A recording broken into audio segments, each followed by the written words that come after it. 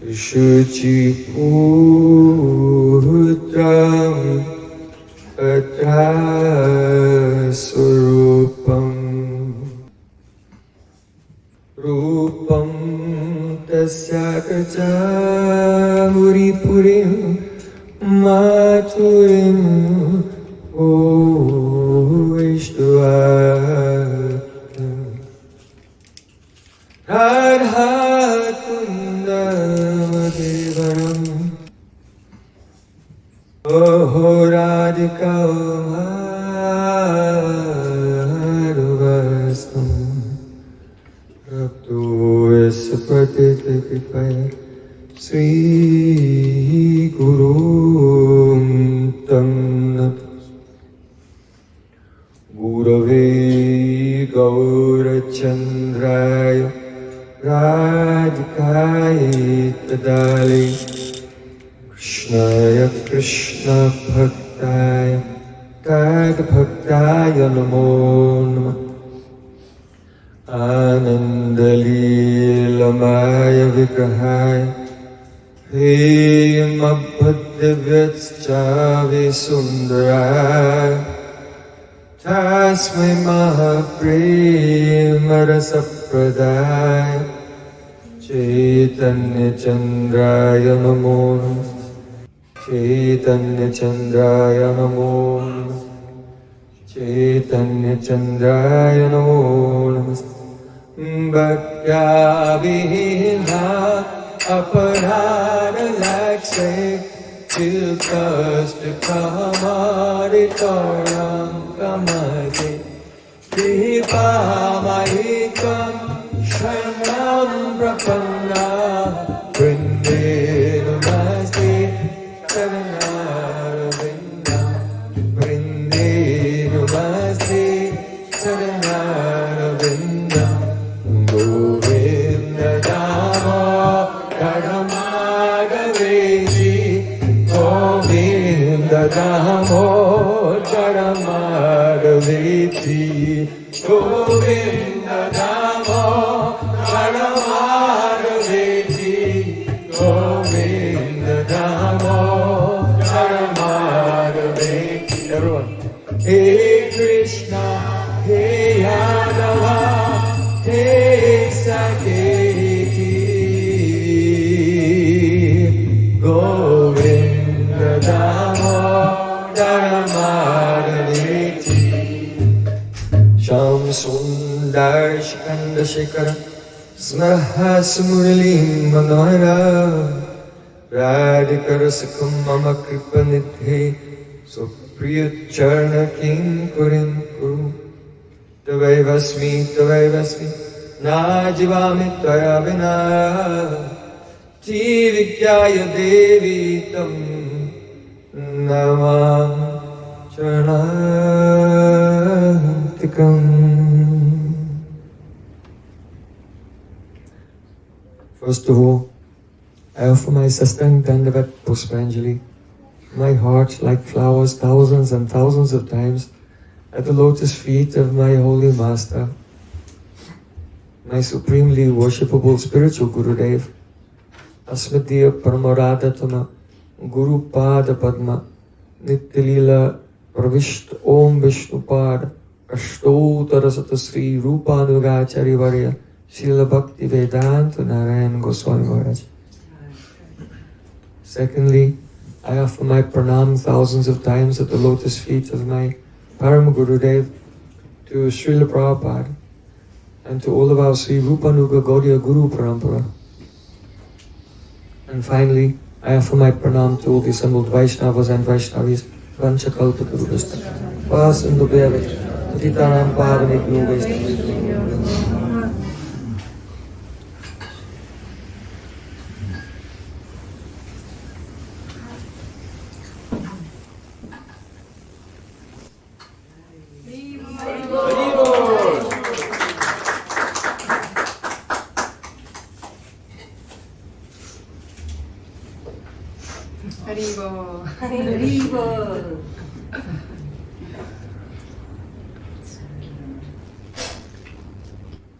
Srinath Chakravarti in his Chaitanya Matta Manjusa, he has given the essence of the teachings of Sri Chaitanya Mahaprabhu in one verse.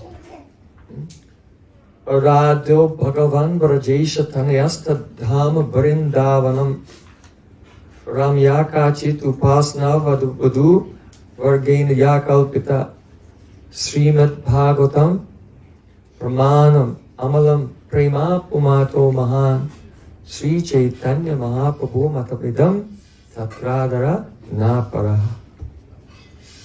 He's saying, I have the greatest honor for the opinion, the realized opinion of Sri Chaitanya Mahaprabhu. That is, Aradhu Bhagavan Brajesha Tanayas. The supreme object of everyone's worship is Bhagavan, but in his original form, Swayam Rup. Ananya Pakshiki Rupam Swayam Rupa Sauchate. That form, which does not depend on any other form for his sweetness or opulence, but all other forms of the Lord depend on him for their sweetness and opulence. That is Swayam Rupa Krishna, that is Brajendra Tanaya, the son of Nanda Maharaj, the son of the king of Braja. He is supremely worshipable. And as Krishna is worshipable, so his Dham, Vrindavan, Giraj Govardhan, Jamuna Devi, Keishigat, Bangshivat, Seva Kunj, Deer Samir, Shama Kund and Radha Kund. See, Krishna's Dham is as worshipable as Krishna himself. So if Sri Krishna is so worshipable, what is the best way to worship him? Ramyakachit upasna brajabadu vargena yakalpita. The premaniti, the methods of loving service of the Braja Gopis. This is the best method of serving, pleasing Sri Krishna. How do you know? Srimad Bhagavatam Pramanam Amalam. Srimad Bhagavatam is the perfect, immaculate, spotless Praman evidence for all of these things. And that Srimad Bhagavatam teaches us Prema Pumato Mahan, the telos of our existence, our ultimate purpose is to attain Prem for that Krishna in Braja. This is Mahaprabhu's opinion. We have the greatest respect for this, and whatever is contrary to that, then we can never accept it. Now, before Mahaprabhu, people knew there are 18 Puranas. They are great, Padma Purana, Vishnu Purana. But the speciality of Srimad Bhagavatam had not been firmly established. That is what Sri Chaitanya Mahaprabhu has done. Srimad Bhagavatam, Pramana Mamalam. Mahaprabhu taught Krishna Bhakti Rasa Swarup Sri Bhagavata Sarva Veda Shastra Hoite Paramamahatva. This Srimad Bhagavatam is Bhakti Rasa Swarup. It is the embodiment of transcendental, eternal, pure, supernatural rasa, the divine mellows. Therefore, it is the highest of all the Vedic literatures. In fact, Krishna Tulya Bhagavata Vibhu Sarvasrai Pratisloke Prati-akare Nana Artakai. The Srimad Bhagavatam is same as Krishna himself. It is Sri Krishna's Vanmoy Murti, Sri Krishna's sound incarnation. So, just as Sri Krishna is the ashray, the shelter of all existence, so similarly, Srimad Bhagavatam is the shelter of all existence. So it's essential that we take shelter of Srimad Bhagavatam. Pratishloke Prati-akare Nana Artakai.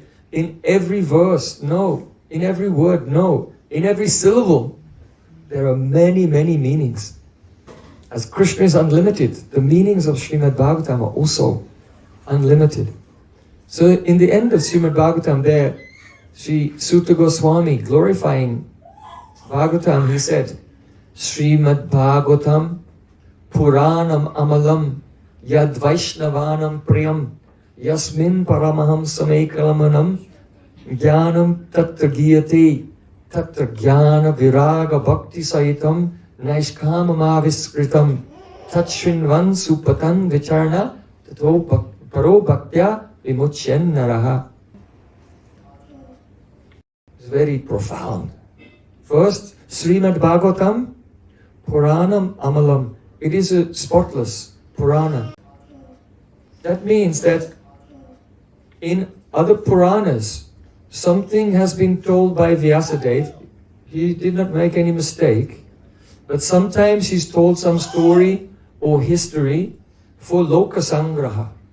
Lokasangraha means to attract the minds of the common people and engaging them in some activity for their benefit. Whereas this Srimad Bhagavatam, it is the Paramahansi Samhita. It is not for collecting, fascinating and entertaining the minds of the common people, and just as children you have to give a pralobhana, you have to give some incitement, like a bribe. Prakshavad Vedoyam Balanam Anusashanam. Krishna said, the Vedas describe me in indirect terms because the common people are like children and they have to be enticed by some rewards to engage them in activities for their upliftment. So that type of approach has been used, tactical approach, in other Puranas. But Srimad Bhagavatam is the Amala Purana, completely spotless. Dharmaha Prajita Kaitavatra Paramo Nirmatsaranam Satam Vedyam. It is understood by the Parama Nirmatsaram. Those who are completely free from envy, completely free from duality, the Paramahamsas. Therefore, Yad Vaishnavanam Priyam. The Srimad Bhagavatam is very, very dear to the devotees, to the Vaishnavas. Yasmin Paramaham Samekam Amalam Ganam Param Giyate. The Srimad Bhagavatam presents the knowledge which is sung by the Paramahamsas. Who are the Paramahamsas? Like our Rupa Goswami, Sanatana Goswami. Gopi Pavar Samritabdi Lahari Kalola Makno Mohu Vande Rupa Sanatano Raghujugo Sri Jiva Gopalako. Those Paramahamsas, they are diving again and again in the endless ocean of the waves of the ocean of the bhavs of the gopis of Vrindavan. Srimad Bhagavatam is for them. Tatra jnana viraga bhakti saitam naiskamya mahaviskritam. Third line we're discussing. Tatra jnana raga bhakti saitam. Here sahitam means that this Srimad Bhagavatam is the Vaishnava Sahitya. Sahitya, the general meaning of Sahitya is literature. The word Sahitya is formed by the Sahita means together, and Shna together becomes Samhit, Shnya together becomes Sahitya. So the word Sahita implies samsarga, coexistence, that multiple things are perfectly existing together with each other. So Sahita means samsara, coexistence. Sahita also means maitri, friendship, closeness. And Sahita means susanivista vakya parampara, a beautifully arranged sequence of sentences. So generally people take the word Sahitya just to mean literature, because literature means a beautifully arranged series of sentences. But in Sahitya, these other meanings are there. Samsarga, coexistence, and friendship. And Sahitya, hit Hit means hitakaraka, that which gives heat, benefit, that which is beneficent, that which bestows the highest benefit on others, that is called sahitya.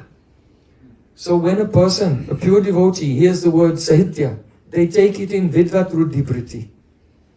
Meaning that the word sahitya immediately causes the appearance in the heart of one place which is an abode of multiple entities who are all harmonized and experiencing the vichitrata, different varieties of vilas. That is the meaning of sahitya. So, therefore, any scripture, any text, or any interpretation of scripture which comes to the impersonal conclusion that everything is one can never be called sahitya. Because if everything is one, how can things coexist? How can things have friendship? How can things be together? Because in one there are no two things even, what to speak of 3, 4 or many varieties. So that literature that does not come to the conclusion that there is an eternal spiritual world filled with unlimitedly beautiful, wonderful, relishable entities who are constantly engaged in vilas, that is, cannot be called sahitya, it can only be called rohitya. Rohitya means emptiness, nothing, neti. It is empty, so we don't accept that that is literature. So here in Srimad Bhagavatam, Sutta Goswami is saying, Parahamsam ekmam jnanam param giyate tatra jnana viraga bhakti sahitam. This is a sahitya. And this sahitya is jnana viraga bhakti sahitam. Naiskamya mahaviskritam. Jnana, viraga and bhakti. Here jnana means sambandha jnana. So the Srimad Bhagavatam is the darshanik sahitya. It is a philosophical text which gives us knowledge of our relationship with Krishna. So it is the sambandha jnana sahitya. So tatra jnana viraga. Here viraga means detachment from this world, and vishishta rag, especially following the rag of the eternal associates of Braja, by which one becomes completely detached from this world. So tatra jnana viraga. Here viraga means that Srimad Bhagavatam is the abhideya sahitya. It teaches us the actual path of how to attain perfection. So tatra jnana viraga bhakti sahitam. And here bhakti means prema bhakti. So Srimad Bhagavatam is the Prayojan sahitya as well. So Srimad Bhagavatam is really literature, not rahitya like others. And it gives us exact sambandha gyan, abheda-abheda-tattva and prayojan. Relationship, the process, and the ultimate purpose also. So, tatra jnana viraga bhakti sahitam naiskarmyam aviskritam. In this Srimad Bhagavatam, naiskarmya has been discovered. So someone will say, naiskarmya means how to become free from karma. So you're following varnashram dharma, but without any attachment to the result, and you're offering the result to Vishnu, so your work is not producing any karma, so it's naishkarmya. No, here naishkarmya means the prema lila. There is no karma there. Krishna does not act to enjoy the fruits of his activities. Mad bhaktanam vidodatam karomi vividakriya. Everything he does is just to give happiness to his devotees. He is not bound. He is completely free, Supreme Personality of Godhead. And karma is anitya. It is temporary. It is achit. It is jad, unconscious. And it is near ananda. There's no bliss there. But this lila is a sachidananda lila. So here, naishkarmya means the prem vilas of Sri Krishna. Therefore, Yad Vaishnavanam Priyam, this Srimad Bhagavatam is very, very dear to the Vaishnavas. Tat Shinvan Supatan Vicharna Pro Bhaktya Vimuchyannara. First, Tat Shinvan, one should hear it. First listen from the lips of pure Vaishnavas who have realized this. Tat Shinvan. Then, Supatan, then pat means read and recite yourself.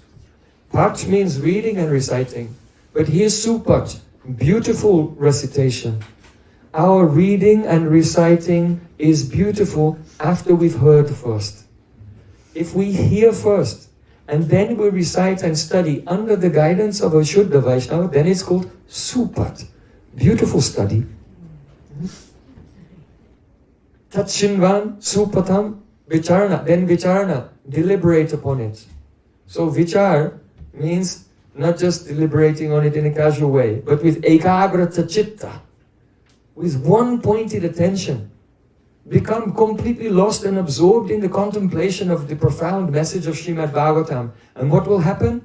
Pro bhakta vimuchenara. Every living being will then attain parabhakti, transcendental bhakti. So in this way, at the end of Srimad Bhagavatam, Suta Goswami has very profoundly expressed the characteristics of this Srimad Bhagavatam.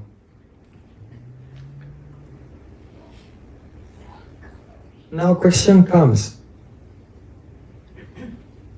We want to attain the Nitya Seva of Radha and Krishna in Vrindavan. But in the Srimad Bhagavatam, the Nitya Leela of Radha and Krishna is not expressed directly or openly. It's there in Sanket. That's a topic for another. Maybe next time I come we can discuss how the Astakaliya Leela of Radha Krishna is hinted at throughout Srimad Bhagavatam. But not this time. Today the subject is that in Srimad Bhagavatam directly we find that Krishna's Prakat Leela, the pastimes that he manifested when he appeared in this world, have been discussed in Srimad Bhagavatam. So why? First of all, we see in the Prakat Leela that Krishna, he has very loving pastimes with Braj Gopis who are married to others. Pati Sutan Vaya Bratri Bandhavan Ativilangate Achitagata. Gopis say in the Gopi Geet, "Oh Krishna, we have left our husbands and our family members and the children, not our own children, but the ones who were babysitting for the neighbor. We have left everything for you, and now you've abandoned us." So Srimad Bhagavatam describes Sri Krishna's the Parakiya Leela in this world. So some people, they have such an interpretation, Prema Rasa Nirjas Kurite Ashodam Ragamaga Bhakti Loki Kurite Pracharan, that Krishna comes to this world to taste the essence of Prema Rasa, to relish the Parakiya Rasa, because the Parakiya Rasa is only here but not there. Some people interpret it in this way. Especially because in Chaitanya Charitamrita it said, Vaikunta janahi ye je lila rapacha se lila karibo jate more chamatkar. Krishna said, I will come and I will appear in the world and I will perform pastimes which are even not known in Vaikunta. Pastimes by which even myself I become amazed.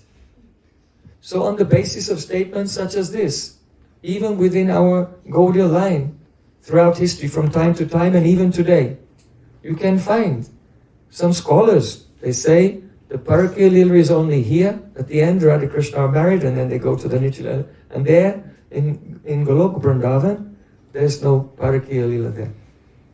But again and again, great acharyas come into this world. Rupa Goswami, then again it was lost. Srila Vishnu Thakur came and they re-establish the importance of Parakiya Rasa, not only in this world, but it is eternally there as the highest mood of the spiritual world also.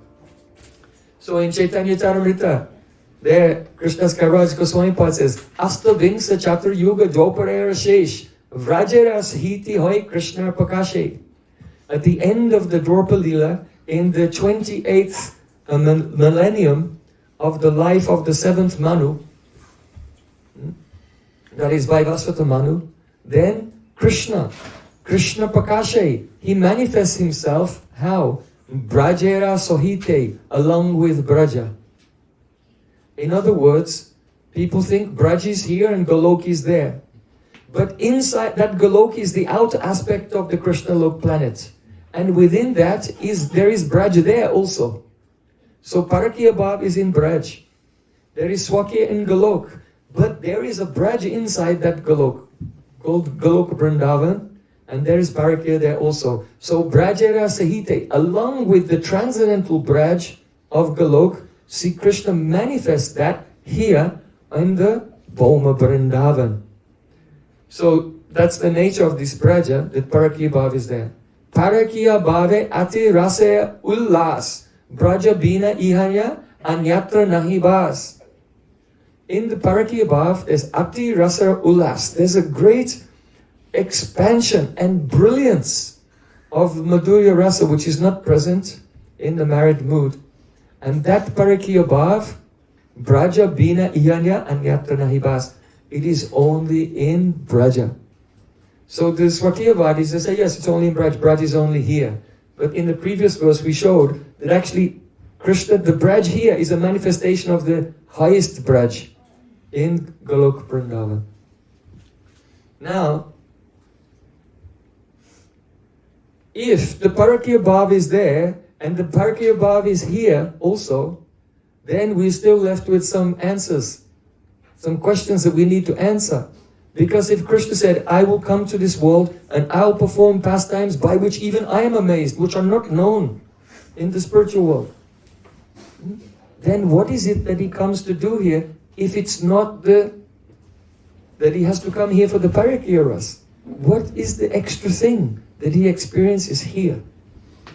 So Srila Jiva Goswami Pad, he has said, quoting one verse of the Padma Purana, and he said, Sudavat Krishna Chandraha Jai Sisi Radha Govinda Juki Jai. Sudavat Krishna Chandraha. Krishna Chandra is like Suda. Suda. The word Suda is a Sanskrit word. From this word Suda has come the English word soup. So Suddha means soup. And the Suddha can also mean the person who makes the soup also. The cook. So Suddhavat Krishna Chandra means that when Krishna comes to this world, he is like a soup maker. Because if you want to make a very delicious soup, there's a process, there's a sequence. First you'll have to chop the vegetables and then put them in the water and then cook them until they're becoming soft. And then you'll have to make the chawans, grinding the spices, and then fry with some ghee. And then at the right moment you have to add it and stir it and so on. And then give the garnish and other things. So there's a sequence in which you cook and mix the ingredients that in the end, when the person tastes the soup, magnificent.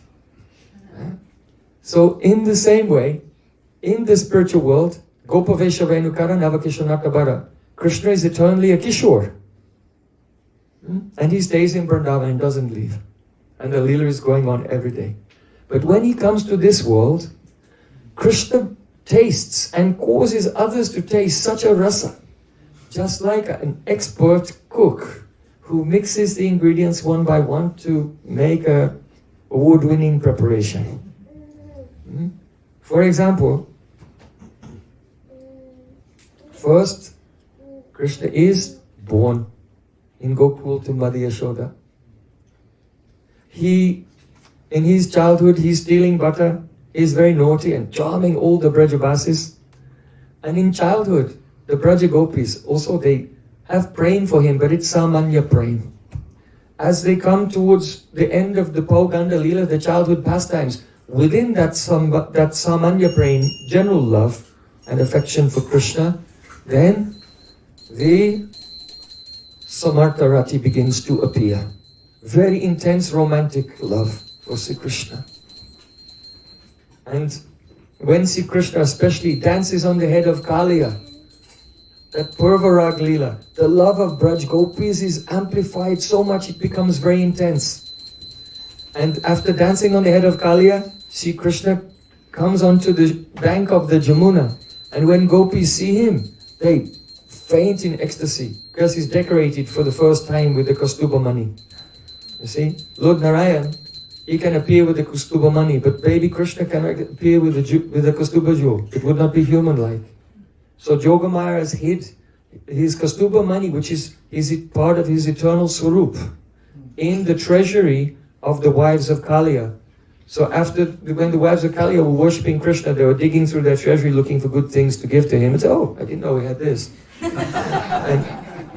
and so now when Krishna comes out from the water, he wasn't sunken in the water, because when he was walking from the island where he'd been fighting with Kaliya, as he was walking, then the snakes were swimming on the water and putting their heads just below the surface. So he was walking on the heads of the snakes like this, across the water.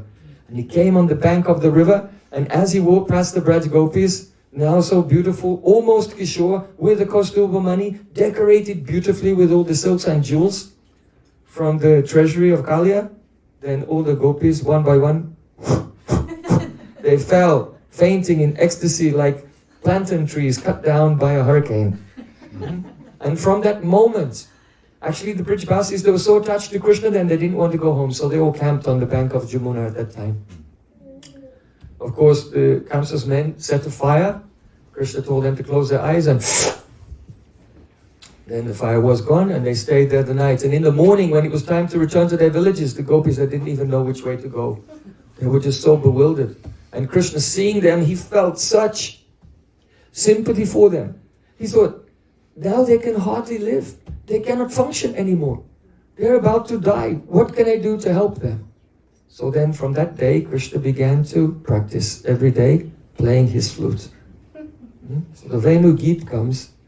It was Krishna out of sympathy for the condition of Braj Gopis, whose Purva Rag had become so intense on that day at Kalirad. So gradually the time comes where Krishna, he cannot tolerate separation anymore, and Rasa Leela takes place. And then Akrura comes to Vrindavan and takes Krishna away. And there's an unspeakable separation. After some time, Sri Krishna sends Uddhav with a message for the gopis.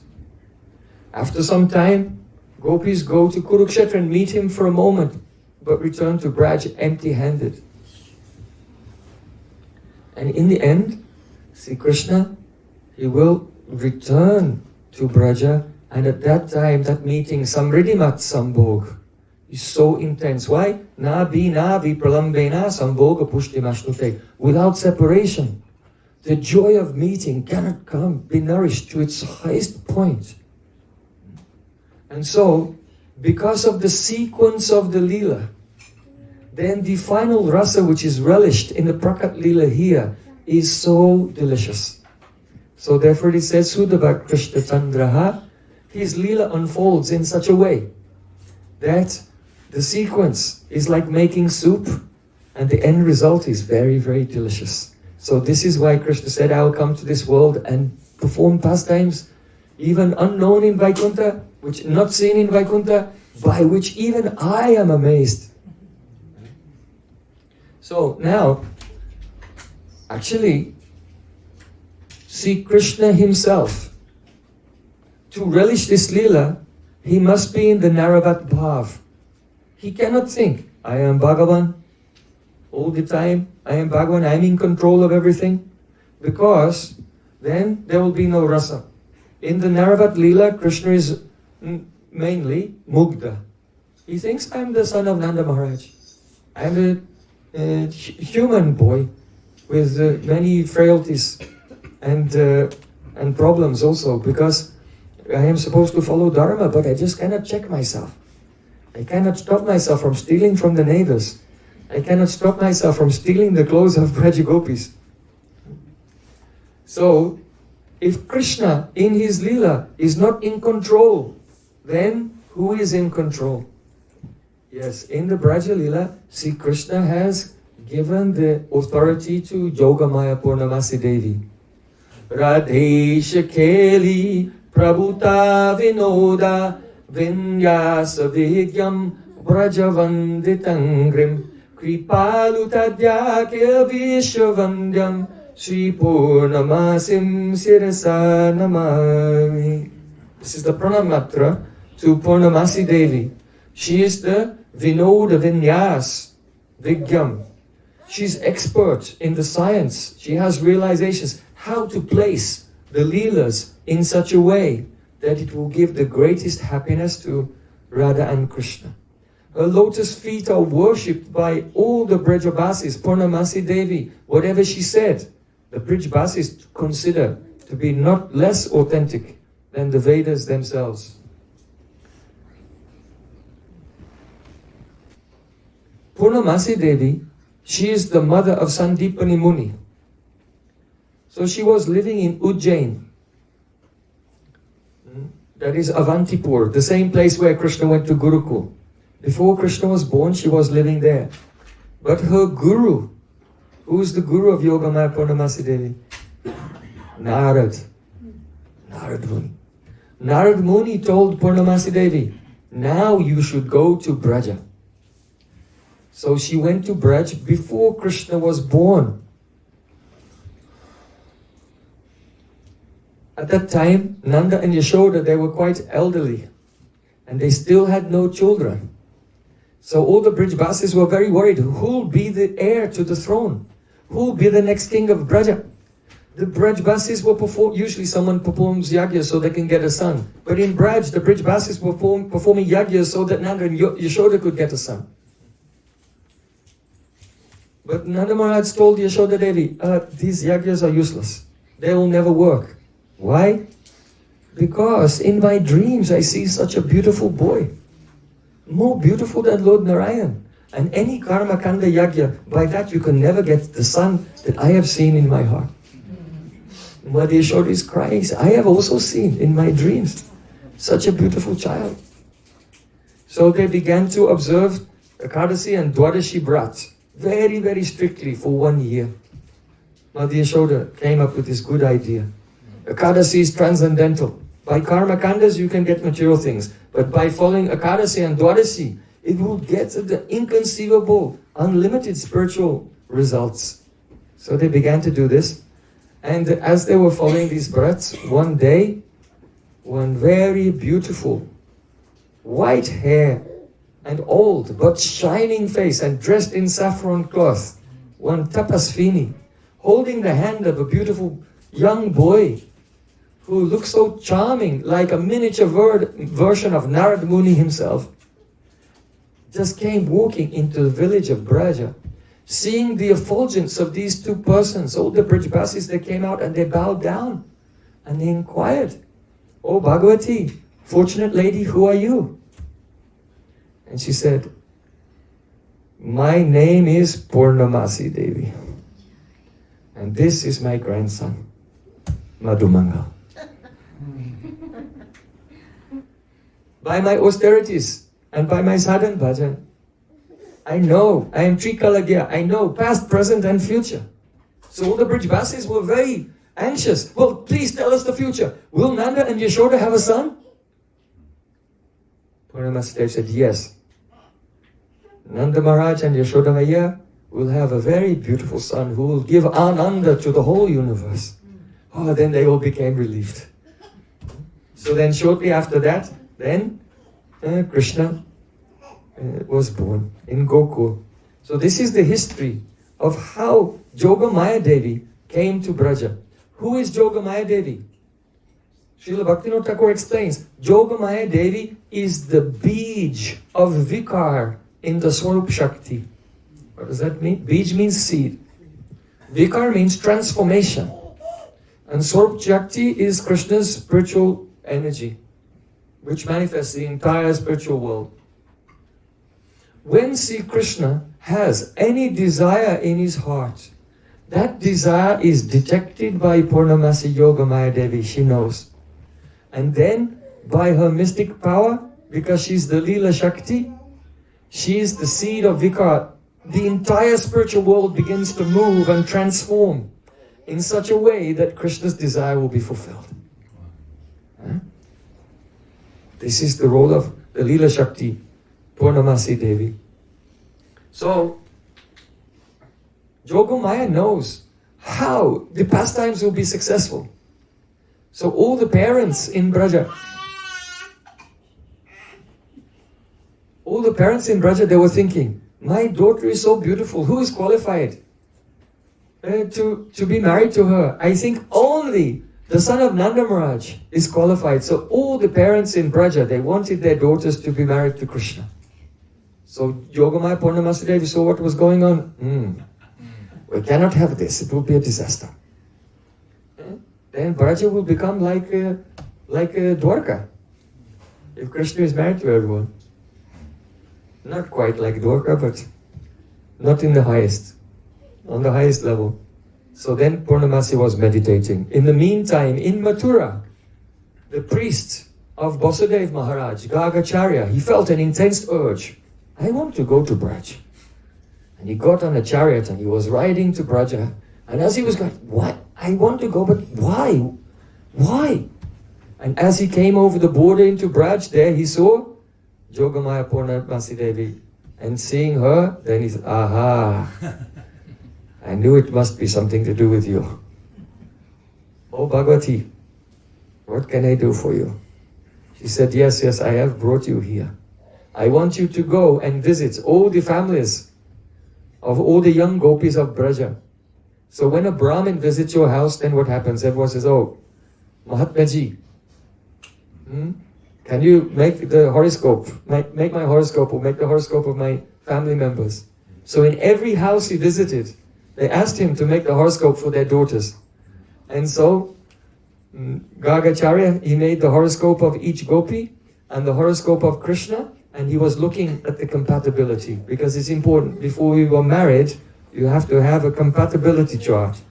Otherwise, you may be entering into a minefield that you may regret for the rest of your life. So Gargacharya, he was looking at the charts, and he said, oh, this chart of your daughter is wonderful, so auspicious. And this chart of Krishna is wonderful, so auspicious. But when the two are put together, there is a problem. One of them may leave prematurely if they are married, according to the chart. So then all were disappointed and they could not have their daughters married to Krishna. So Krishna remained the most eligible bachelor in Braja. He was not married. And all the Braj gopis, their marriages were arranged to other gopis. And who did it? Yogamaya Devi, the Leela Shakti. When the gopis were told, oh, next week you have to go and live, because first the arrangements are made in the marriage. That's how they felt, exactly like that. First the marriages are arranged, and then after some time, then they have to actually go to the house of their in-laws with a procession and everything. So, when they were told, oh, next week you have to go, then gopis that almost died. How is it possible? And when it came up to the day before they were supposed to go, then the parents said, oh, it's been delayed till next month. And then they said, oh, on this day next month you have to go. And then when it came to almost that day, and again it was delayed. And this happened many times. So, it is exactly like in Vedic times, the kings, they would keep some young girls in the palace, little girls. And those little girls would be given a drop of poison every day. Not enough to kill them, just something they could just about manage, and the dose was increased. Until when they became very beautiful teenage women, then their whole bodies were so toxic that if they'll just kiss someone, that person will die. So then the king could use them for honey traps and assassinations at the same time. Honey trap assassination. So, in the same way, if the gopis had to leave their parents' home and go to their sasral, to the in-laws' house, how can they do it? To go and live with another man. Their hearts are completely being given to Krishna. They will die at once. But, because they were told, oh, next week you will go, it was like a poison. And then, oh no, you don't have to go. It was little poison. And then again, oh no, next month you have to go. It was another drop of poison. So when the day came, when it was actually the day to go, they did not die because they'd had the poisoning drop, drop, drop, drop. So their tolerance had come to a higher level. So when the actual morning came, the day when they had to go to the house of their in-laws, then gopis could not tolerate it. So one gopi, covering her head with a veil, she snuck out of the house in the morning and she went alone through the forest. And she was finding her way to the bank of Kalyarad. Because that's the place where she first completely fell in love with Krishna, madly in love with Krishna. So she thought, oh, let me drown myself in the Jamuna there at Kalyarad. So when that gopi, her head covered, alone, silently through the forest, she arrived at Kalyarad and she looked and she saw there was another gopi with her head covered. And another one, and another one. And actually there were thousands of them. And they're all there. And they looked in each other's eyes. And then at that moment when they looked in each other's eyes, there was a great breaking of the tension. Why? Because every gopi's love for Krishna was secret. They never told anyone. But when they looked at each other's face, they could see the other person is so sad that they want to die today. They want to give up their life today. And so just by their eyes they said, you too? Yes, me too. And they all realized they were in the same position. So finally, the tension of that love that they'd never spoken, they never dared to reveal to anyone, that tension broken. You know, if you have a problem, if you share it with someone, it said, a problem shared is a problem halved. So they felt some relief there. But still, there was no solution to their situation of being forced to go and stay with another Purush, so-called Purush, another man. So then, Radhika, she held the hands of Lalita and Vishaka. And Lalita and Vishaka held the hands of Tunga Vidya and Induleka, Ranga Devi, Sudevi, all Astasakis. Chandravali held the hands of Padma and Shaibya.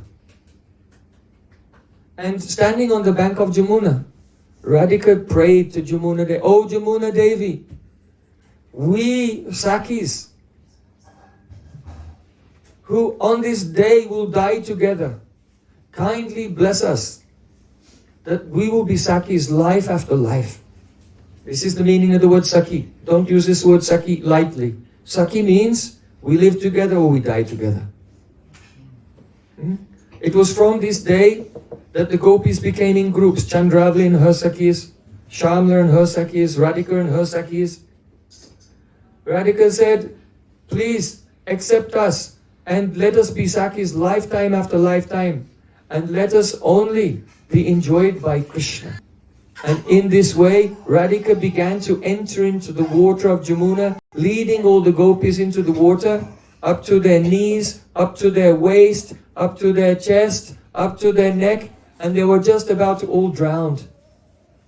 And at that exact moment, there was Akashvani, a voice in the sky. "Oh, why are you doing this harsh act? Don't perform this harsh act." And at that very moment, Jamuna Devi appeared from the water in her goddess form, in her female form as the goddess Jamuna. But not in one form, in thousands of forms. She appeared to catch each gopi by the hand. And they were in a very state, like neither awake or dreaming or asleep, in a deep sleep. Like in a trance. And Jamuna, in thousands of forms, took the hands of each gopi and brought them back onto the bank. What's happening? Is this real? Have we died? Are we dreaming? And at that moment, Brinda Devi came there. And Yogamaya Purnamasi Devi came there. Speaking on behalf of all three, Yogamaya Devi said, myself, Purnamasi Devi, my assistant, Brinda Devi, and Goddess Jamuna Devi, we three together, visibly or invisibly, will always help you. You will never be touched by another man. You will only be enjoyed by Sri Krishna. Put faith in my words. And because Yogamaya Purnamasi Devi, she's as authentic as the Vedas in Braja. When the Braj Gopis heard this promise of Yogamaya Devi, then they were assured, they felt self-assured that they could stay alive. And then they returned to their homes, and then their husbands' families came and collected them, and then Radhika and her Sakhis, they moved to Yavat. From Varsana to Yavat. Otherwise, you think about it, how can Radharani leave Varsana and go to Yavat? It's not possible. She will die first. It was only by the aswas, by the faith and the assurance given by Yogamaya Devi. Otherwise, it could never happen. So Yogamaya Devi Purnamasi, she is very, very important. And of course, she arranged Yogamaya Mupasritaha. By the arrangement of Yogamaya later, all Braj Gopis, they met with Sri Krishna in the Rasa Lila. And there they had the chance to express their love. What is this love of Braj Gopis? Atmendriya Prativancha Tari Balikam Krishnendriya Priti Icha Dari Premanam. The desire to satisfy our own senses is called kam or lust. But the desire to satisfy the senses only of Krishna, not desire. All the senses are ravaged with an unquenchable thirst to please all the senses of Sri Krishna, which is newer and newer at every moment. This is rag. So Gopi's praying is like this. Nija premanande Krishna sevananda bade sayandera pratibhakte hoy mahakrode. If in the ananda, the joy of Prem, the Braj Gopis feel so much ecstasy that their service to Krishna is impaired or interrupted, then they can become angry with their own ecstasy. They criticize their own ecstasy. In Sri Chaitanya Charitamrita, Srila Krishnadas Kaviraj Goswami, he doesn't give an example in Madhurya Rasa because he's promised, I'll tell very confidential things, but in a hidden way, that those who are like camels chewing the thorns of material subjects will never taste it. But those who are like the cuckoo birds who eat the fresh mango buds, they will understand what I'm saying. So he gave an example. Angastambaram vamutungayantam premanando daruko nyabhyanandat kamsarate vijane jena sakshad akshodyanaryato vyadayi. One day, Daruka, Krishna's chariot driver in Dwarka, he was fanning Krishna. And as he was fanning him, he felt so much ananda, he began to shiver. He became stunned and he began to lose consciousness. But then he realized that this is stopping my service of fanning. So he criticized his own ecstasy. Oh, begone ecstasy. I don't want this. So Braja Gopis, there is no touch of lust at all, or desire for their own happiness, like we discussed yesterday about the babies doing Dohan Kriya, exploiting the parents continuously. So the Madhurya Rasa is the development, higher development of the Vatsalya Rasa, in which Krishna is completely exploiting the gopis, Dohan Kriya. All of their senses, their entire Vigraha, Anga, the Sri Anga, beautiful forms are completely exploited in every way by Sri Krishna. And the gopis, this is their life, that they should give just pleasure to Sri Krishna. So Sri Jaydev Goswami has described that even sometimes the ecstasies of the Braj Gopis, which interrupt their service to Krishna, they're also favorable. And they don't curse them. Pratyuham pulukankarein nividashleishe nimeshe nava krida kuta vilokate darasudap pana katha kelibi anandadi gamena manmata kala yudapi yasmin abut udbhuta satayo bhavuva surataramba priyam bhavukaha. when Radha and Krishna are playing together in the Nikunjas of Vrindavan, then they are very eager to embrace. But as they're about to embrace, then Radhika's hairs stand on end so intensely. She becomes like a simile tree, like it's as if so many thorns all over her body. And she's afraid to tightly embrace Krishna because of the roughness of her romancha, her pulak. And so the pulak gets in the way of her embracing. Pratyuha pulakankarena nibidasleshe nimeshena cha. Radha and Krishna, they want to see each other. By seeing each other, they will take some hints of what type of play they will do next. But because their eyes are blinking, then the blinking of the eyes interrupts their ability to observe each other's ingits, each other's hints and signals. Kridakuta vilokate darasudapane kata kelivi. They feel such ecstasy, so many sanchari bhavs in the heart, that they want to express it by speaking. But at the same time they want to kiss. But at the same time they want to say something. And so their speaking, it gets in the way of their kissing and interrupts. Anandadi gamena manmata kata yudepi kala yudepi yasman nabut. And in their loving pastimes, sometimes they become stunned in ecstasy and they cannot move. So then the pastime is on pause for a moment. But even though their own various ecstasies are interrupting their Nikunja Vilas again and again, but still those ecstasies are very dear to them. Why? Because it is a type of nabi pralambena. Separation increases the joy of meeting. So because the ecstasies are interrupting again and again the Nikunja Vilas, therefore it is the amplifying their anticipation. And therefore even these ecstasies become very dear to them. So beautiful pastimes of Radha Krishna take place. No one can in this world imagine. Only Harinam can reveal all of these things. Once such joy of service to Krishna has taken place, if that joy is removed, then the separation is indescribable. So by the arrangement of Jogamaya Devi, Akrura comes to Vrindavan. Why? Because the gopis' ecstasy of love for Krishna became so intense. They could not hide it anymore, even in their homes. They're staying in their homes doing their housework. But the ecstasies are overflowing and it's extremely difficult to hide it. So Krishna thinks, the gopis think that if we are found out, then there will be a scandal. And this scandal will come to Krishna. We don't want this scandal to come to Krishna.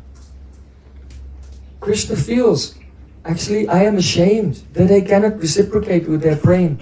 And just as a person who is ashamed covers himself with a cloth, so Krishna will be carried by the waves of his embarrassment that he cannot reciprocate with them to the shore of Mathura. Jogamaya, seeing these various feelings and ecstasies in the heart of Krishna and Braj Gopis, she meditated and she brought Akrura. Akrura came to Vrindavan and took away Krishna and Balaram to Mathura. Krishna was there he killed Kamsa Maharaj, and then his Diksha took place. He received the Brahma Gayatri. And he receives the Upanayan Sanskar, Brahmin thread, from Gargacharya in Mathura. And then it was time to begin his education in Gurukul. So Krishna went quite far away to Ujjain, to Avantipur, and studied in the Gurukul of Sandipani Muni.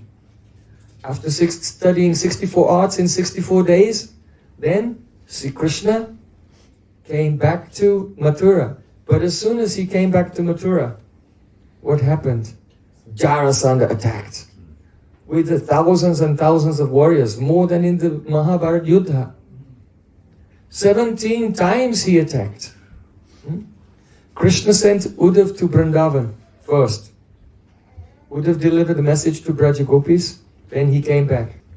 Then Jarasandha attacked 17 times. On the 18th time he came with Kala Yavan. Kala Yavan had another 33 million barbarian soldiers. So all of these soldiers, they surrounded Mathura on all sides in their camps before the attack. And so the Brijbasis, they became refugees. Because they were in all the surrounding area and they had to leave their homes. They packed up, they put everything in bullock carts and they left Brajmandal and they were camping just east of Kamyavan, which is the west of Kamyavan, this far western border of Brajmandal. And they were there. So this was going on, this war. 17 years, 18 years. And in the last attack, then what happened?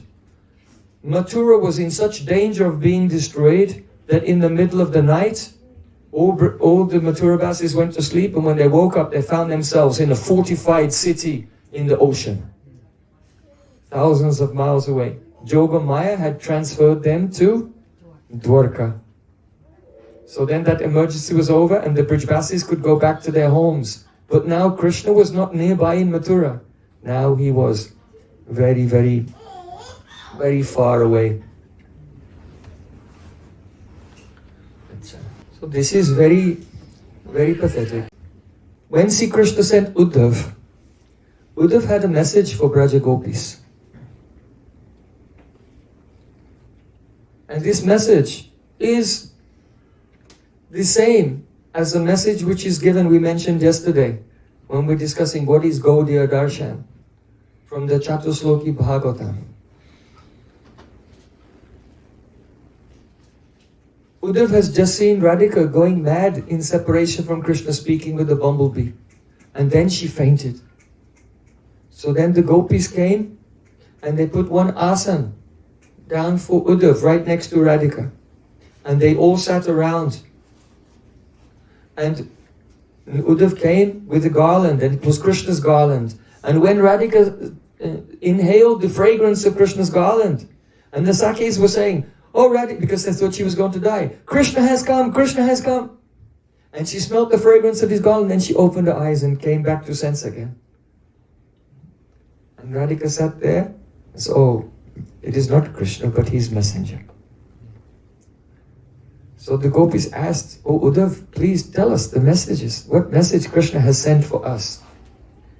So one of the messages Uddhav said, it is the same as the Chatusloki Bhagavatam verse. Yatha mahanti bhutani bhutetsu javateshanu pravistani tatateshu nateshvaham. As the elements enter into all objects and also exist outside of them, so I am within and without everyone. Gopis were not impressed. What kind of love letter is this? Uddhav, is that all? Is there something else? Is there another one? Show me another. But Krishna had given Uddhav very strict instructions. You should read each message 3 times. So then, again, Uddhav read, Yatavahanti bhutani. This time Gopis thought, Krishna is very rasik. He must have some hidden meaning. They thought, just as I am outside, I am also inside everything. Then Gopis thought, Krishna is telling us that when we have a spurti of Krishna in our heart, in separation, that it's not a spurti. It's really him. That's what Krishna is saying. Uddhav again. Yatamahanti bhutani bhutetsu chavateshvanu. The gopis went even deeper. And then they realized, no, that's not what he's saying. Though that's true, but there's something else. And that is, that in Golok Vrindavan, Radha Krishna are always together, and the aprakat, unmanifest Leela is going on. And when they come to this world, then Sri Krishna has the pastime of leaving. And they're all in separation. And Sri Krishna sends the message that when in your heart you experience meeting with me in separation, even that is not just a spurti of me, but you are experiencing my aprakat Leela. And we are together forever. We are always together. And this separation you are feeling is one bhav in that lila. This Prakat lila here is one of the bhavs of Radhika and Braj Gopis from there, which is not visible, but it comes out. This is why Srimad Bhagavatam does not describe Astakali lila, because by the outer description of Astakali you'll never understand it. But by manifesting the Prakat lila, which is the revelation of the inner moods, Jai Sisi Radha Govinda Ju Ki Jai, look, they became Prakat in the Aprakat lila. Huh?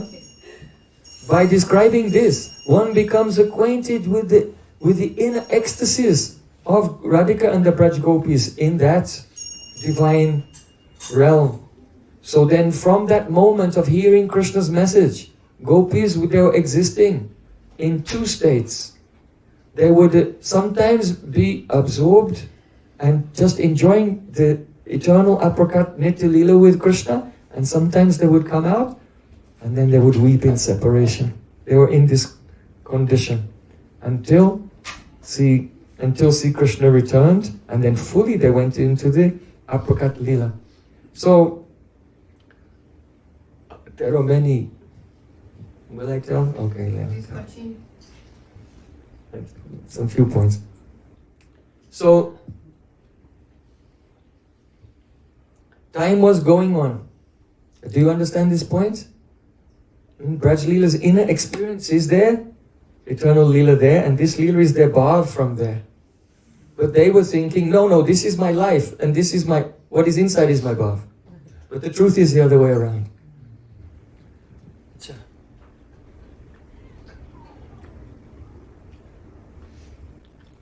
In Krishna's message, he gave them instructions like yoga sadhana. He said, just as a person who is asleep and having a dream, when he wakes up, he still remembers the dream. There's an impression of the dream. But what does he do? By thinking about the objects in the outer world, gradually his remembrance of a dream fades and disappears completely.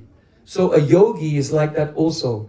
The yogi has samskars from the outer world, and every day he's doing sadhana and he goes into samadhi. And gradually the samskars from his samadhi experience, they grow and grow until they become dominant over his experience of the external world. And so by neglecting his worldly samskars and always staying absorbed in his samadhi experience, he's gradually transferred from the bound state to becoming a siddha yogi, a liberated yogi. So Krishna told this to Braja Gopis, look, don't be upset. You are looking around and seeing that I am gone, I am not there. But in the deep separation you experience that you are with me. So focus on that. If you focus on that, then the rest will disappear and you'll be fully with me. So this was Krishna's message. But when Gopis came back into external consciousness, then they didn't appreciate it, and they gave a piece of their mind to Sri Krishna. Especially when they met with him at Kurukshetra. Ahuschatena lilanaba padaravinda yogeshwarari divichincha ragada bodai.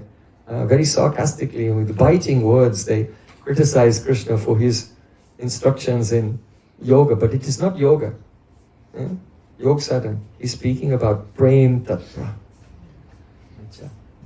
So gradually, when the Brijbasis came back from Kurukshetra, then they didn't return to their homes. They camped in the forest of Lohavan. So Lohavan, if you know Braj Mandal, I hope that you all have the map of Braj Mandal imprinted on your heart. Jamuna is going like this, and on this side there's a Bhadravan, Bandirvan, Belvan, Lohavan, Gopakul Mahavan, and then on this side you have Vrindavan, Madhuvan, Bahulavan, Talavan, Kamyavan, Kalanavans. Try to have Braj Mandal imprinted in your heart always. So the Brijbasis, they came back and they were on the eastern side of Jamuna, and they camped in the forest of Lohavan, which is just across the river from Mathura actually. So at that time, when Krishna used to live in Dwarka, he would have hundreds of horsemen riding as fast as the wind every day, backwards and forwards between Dwarka and Braja, just to send news there and get the news of Braj back to Dwarka. No email in those days. So he used to have so many horsemen going backwards and forwards, bringing the news. So at that time the news came that Shalva was attacking Dwarka. And Shalva had an airship, a huge airship, and he was dropping bombs and he was destroying Dwarka. At that time, all the Brijbasis, they were becoming hopeless. Alas, what will happen to Krishna? And they were crying. So at that time, Brinda Devi, she came to Yogamaya Purnamasi. And she said, she was crying and crying. She said, oh, Purnamasi Devi, I think that there is no hope. There's no hope at all. Can you imagine? You have your most loved person far away in the middle of a war zone. Very difficult. So what to speak of Braja Gopis? So Brinda Devi is crying, there's no hope, there's no hope. Purnamasi Devi, her voice was choking, she could hardly speak. She said, because of my lamentation, I have not examined all the issues here. What to speak of, what is going on far away. I'm not even aware of what is right in front of my face. So then Brinda Devi said, wait a minute, you're Yogamaya. You're in charge of all of the Leelas. What do you mean you don't know what's going on? Why are you lamenting or why are you crying? Purnamasi Devi said, but you're Brinda, you're also the Leela Shakti. And you don't know what's going on and you're crying also. And Brinda said, oh yes, I'm also the Leela Shakti. You see, because Yogamaya, Purnamasi, she's the Leela Shakti wholesale of all the rasas. Santa Dasa, Sakya, Vatsalya and Madhurya. But because she's an elderly lady, she cannot go close to the young couple Radha and Krishna when they meet because they'll be very embarrassed in front of such a Gurujan, a respectable elder. So Yogamaya Devi has her prakash, her expansion for the speciality of the department of Madhurya Rasa, and that is Brinda Devi. So now, the two aspects of Yogamaya, Leela Shakti, who manage the whole Leela, are both crying that they have no clue what's happening and what's going on next. And each of them becomes surprised. Well, if you don't know, then who knows? And if you don't know, if we both don't know, then what's... You see, the common person thinks that Ishvaraha, Paramaha, Krishna's in control of everything. So then when you become more advanced, then you realize, well, actually no, it's not like that. Yogamaya Devi is in control of everything. And Brinda Devi. But now the Leelas become so intense, the Prem is so intense. Even Purnamasi, Yogamaya Devi and Brinda Devi, they have no clue what's going on and they're crying. Everything has become out of control. So then Brinda Devi said, how did this happen? How did we come to this?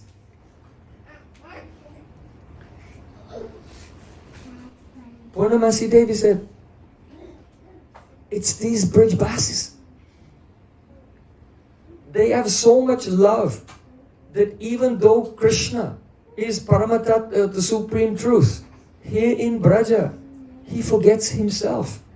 He does not know what is going on at all.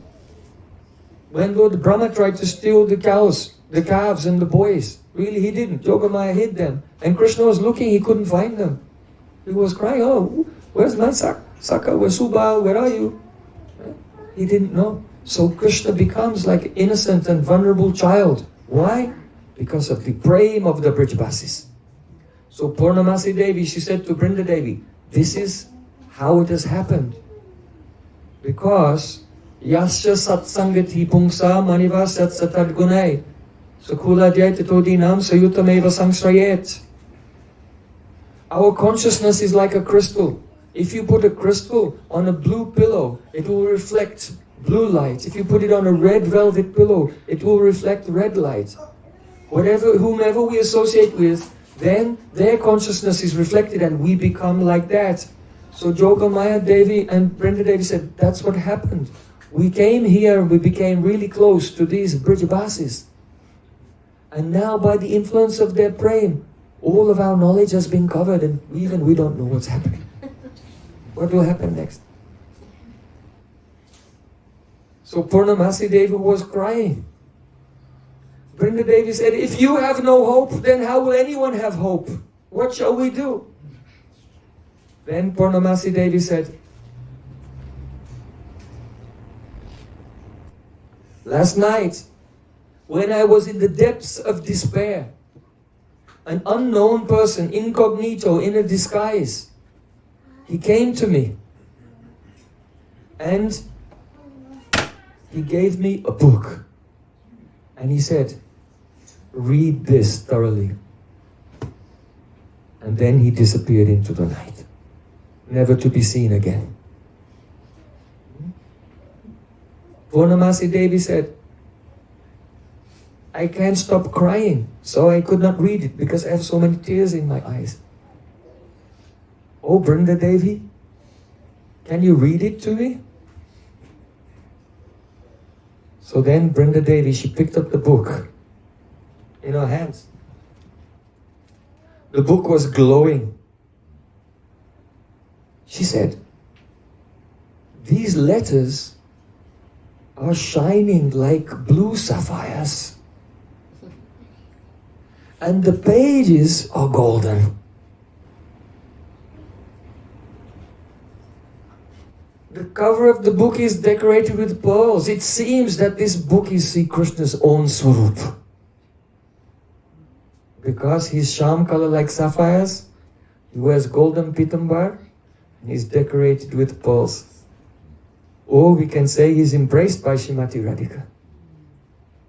So Brinda Devi opened the book and began to read.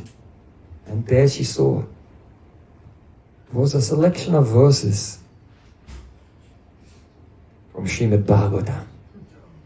That's our topic today. What is Srimad Bhagavatam? How great is Srimad Bhagavatam?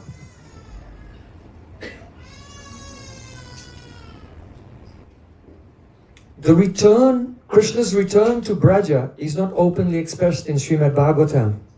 Why? Because Sukadeva Goswami is so rasik.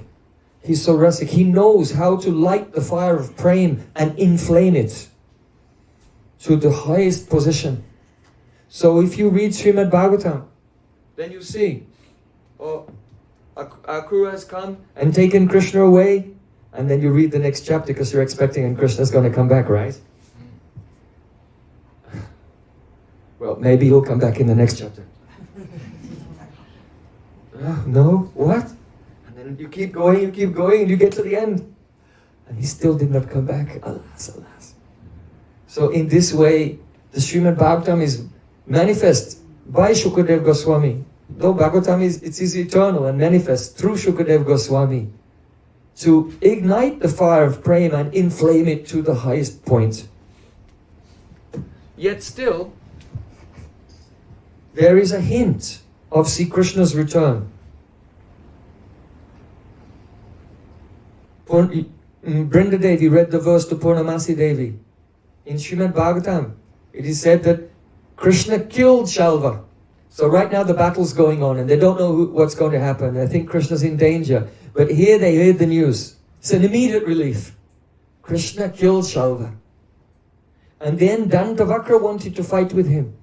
So Dantavakra went to the gates of Mathura, and Krishna left Dwarka and he went to fight Dantavakra outside and Vidurata outside the gates of Mathura.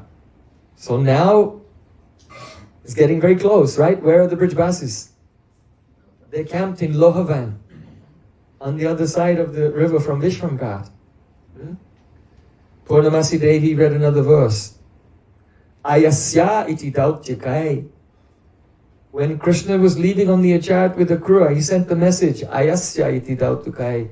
I will return. Krishna has promised that he will return. When Uddhav came with the messages from Krishna, there was another verse where Uddhav told the Braj Gopis, now after killing Kamsa Maharaj, surely Krishna will return. Another ashwasan, another reassurance. At Kurukshetra, Krishna told the Braj Gopis, I stayed away only to protect the Yadus from the demons. And when those few demons, four demons, just a few more are killed, then my responsibilities are done. implying Krishna will return. So in this way, Brinda Devi was reading one verse after another of Bhagavatam, which was indicating Sri Krishna's return to Vrindavan. Then she read another verse from the first canto that is spoken by the queens of Dwarka. When Krishna returned to Dwarka, they said, Yaham bojaksha pasasara bobhavam kurun madun bata suridhi drikshaya.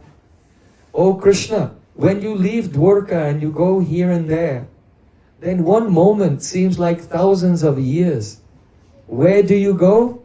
Kurun, Madun, Vata, Surid, Didrikshaya. Hey, Kurun means you visit the Kurus. Sometimes you go to Hastinapur to visit the Pandavas.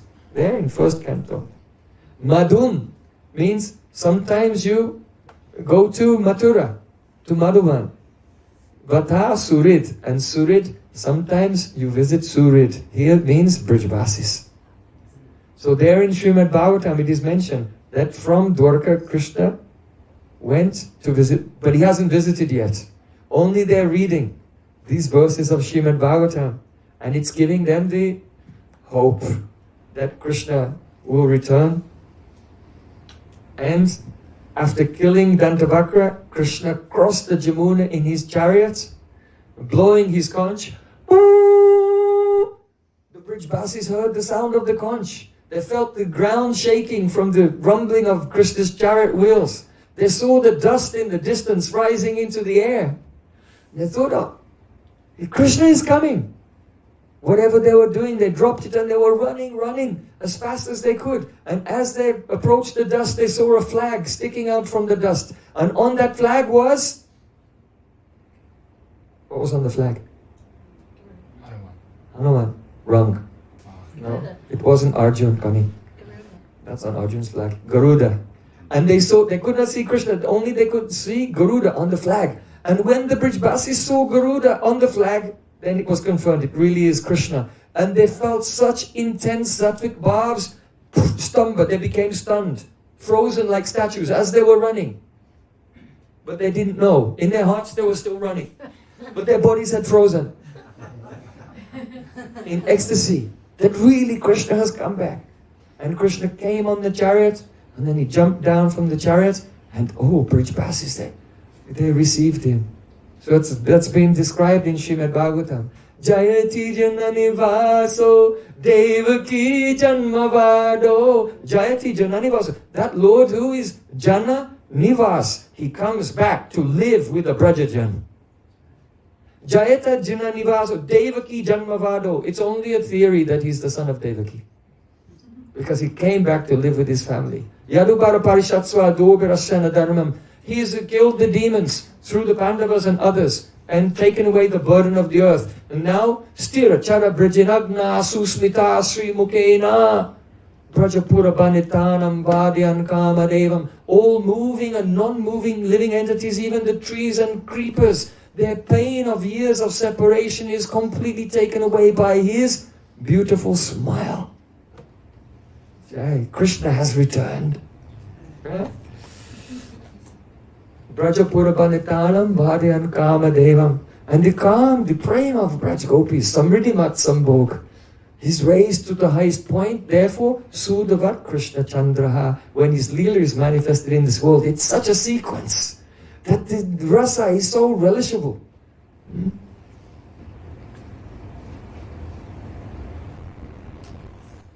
So, Sri Chaitanya Mahaprabhu said, Srimad Bhagavatam Pramanam Amalam. This Srimad Bhagavatam is the best scripture, the highest scripture, is the perfect praman for everything. By this Srimad Bhagavatam, one becomes acquainted with the astonishing nectar of Vipralambarasa. Vipralambarasa. Without that astonishing nectar of Vipralambarasa, then you cannot understand the Sambhog Rasa of the meeting of Radha Krishna. Why? There's some secret in this. Generally, people think of meeting and separation in a series. Yeah? So the gopis are in meeting with Krishna and then they're separated. Maybe while they're separated, they have a spurti of Krishna and they experience as if they're meeting him. But then the spurti is broken. But in whatever varieties it may be, like Prem Vaicitya, separation in meeting, or meeting in separation, but it's sometimes meeting and sometimes separation in a series. But Adiruddha Bhav is not like that. The nature of Adiruddha Bhav is that the consciousness has the experience, the full experience of meeting and the full experience of separation at the same time. And this is why Purnamasi Devi has said, bheda-abheda-tattva kutakatata garbhasya nirvasano nisyandena mudam sudamadurimāhaṅkāra sankochana prema sundari nandanandara paro jagati yasyantare gyayante sputamasya vakramadaраstenaeva vikramtaya. Only those who attain Prem, this Adiruddha Bhav, they can know what it is like. It is exactly like the mixture of poison and nectar. This Prem, you know that Kalkut Bish, the most deadly poison, is very proud. I can give such pain to others. But when that poison sees the pain of separation, which is experienced by Braja Gopis, even in meeting, then that poison becomes humble. I am useless. Nisyandena vodam sudama durimāhaṅkāra sankocha. And also Amrita. Amrita that gives joy to the demigods is also very puffed up with a big false ego. But when that Amrita sees the joy that the gopis experience, both in meeting and separation, then that the hankar, the ego of that nectar is destroyed. This Prem attacks the heart. And only that person whose heart has been attacked by this Prem, they can understand what it's like. Once Parvati, she said to Lord Shiva, "Oh Mahadev, can you tell me about the love of Braja Gopis? The love of Srimati Radhika?" Mahadev, what can I say? Loka tita majanda kotikam apitrai kalikam yatsukam dukam cheti pratagyadi sputam abetat katstata kutakam naiva basa tulam shive tadapi tat dvayam apiradika premudyatsu kadupa sindhu bhavayas vindeta bindvorapi. Lord Shiva said, "Oh Shiva," he's Shiva and she's Shiva. So Shiva, when you address is Shiva. "Oh Shiva, oh Parvati, if you collect all the suffering in the entire three worlds, in not this universe, but in all of the universes, no, in all of the three worlds, in all of the universes, in the past, the present, and all the suffering of the future, and you put it together in one pile and put it there, and then you go and you collect all the happiness in all the three worlds, in all of the universes, in the past, present, and the future, and you put that in another pile and you put it there, then these two piles would not even be equal to one drop or two drops of the happiness and distress that Radhika feels simultaneously, which is like a vast ocean in her Adiruddha Mahabhav. So there's no way, if anyone will tell, "Oh, Radha Krishna's Nitya Leela is like this," no one will understand.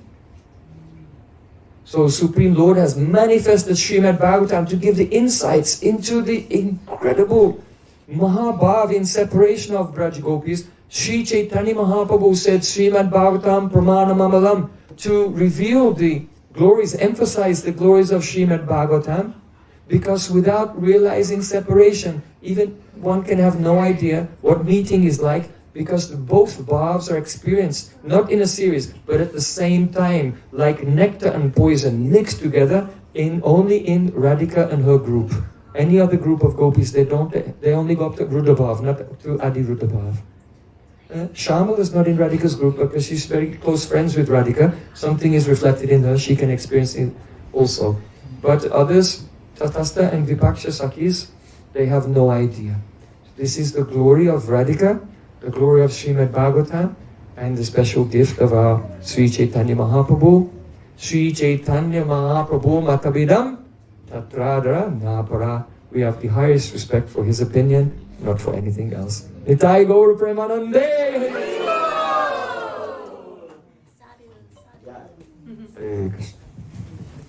Grantaraj Srimad Bhagavatam ki